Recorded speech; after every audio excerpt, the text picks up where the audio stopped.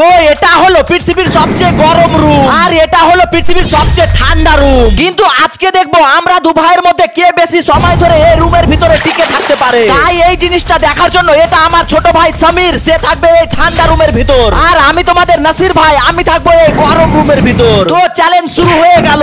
আমরা দুজন তাড়াতাড়ি করে নিজের নিজের রুমের ভিতরে ঢুকে পড়লাম, কিন্তু রুমগুলো এতটাই ভয়ঙ্কর ছিল যে ভিতরে ঢুকতে আমার ঘাম ছুটে গেল, আর সমীর তো ঠান্ডায় থরথর করে কাঁপতে শুরু করলো। কিন্তু আমরা দুজনের মধ্যে যে আগে রুম থেকে বের হবে সে চ্যালেঞ্জ হেরে যাবে। আর আমাদের চ্যালেঞ্জটা আরো কঠিন করার জন্য প্রথমে ক্যামেরাম্যান বরফ দেওয়া ঠান্ডা কোল্ড ড্রিঙ্ক সমীরকে খেতে দিল।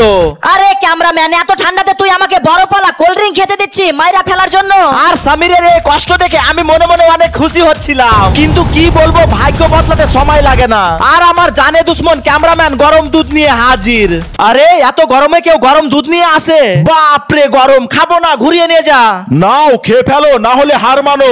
কিন্তু আমি কখনোই হার মানতে পারবো না, তাই আমাকে খেতে হলো। তারপর সমীরকে খাবারে দেওয়া হলো বরফের টুকরো, আর আমাকে দেওয়া হলো গরম গরম ম্যাগি। আরে ক্যামেরাম্যান, তুই কি আমাকে মেরে ফেলে ছাড়বি? কিন্তু কি করব, বাধ্য হয়ে আমি ম্যাগিটাকে খেয়ে নিলাম, হার মানা যাবে না। আরে ভাই অনেকক্ষণ হয়ে গেল, এবার তো হার মেনে নে।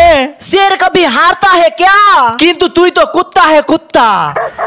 কিন্তু আমরা দুজনের মধ্যে কেউ হার মানছিলাম না, তাই ক্যামেরাম্যান এক বালতি ভর্তি পানিতে বরফ দিয়ে ঠান্ডা পানি সমীরের উপর ঢেলে দিল। তারপর ক্যামেরাম্যান আমার উপরে এক বালতি গরম জল ঢালার জন্য হাজির। কিন্তু যখন সে আমার উপর গরম জল ঢালতে লাগলো, আমি তাড়াতাড়ি রুমের বাইরে বেরিয়ে গেলাম। হ্যাঁ, এই চ্যালেঞ্জের জন্য আমি মরবো নাকি? আর সমীর এই চ্যালেঞ্জটা জিতে গেল।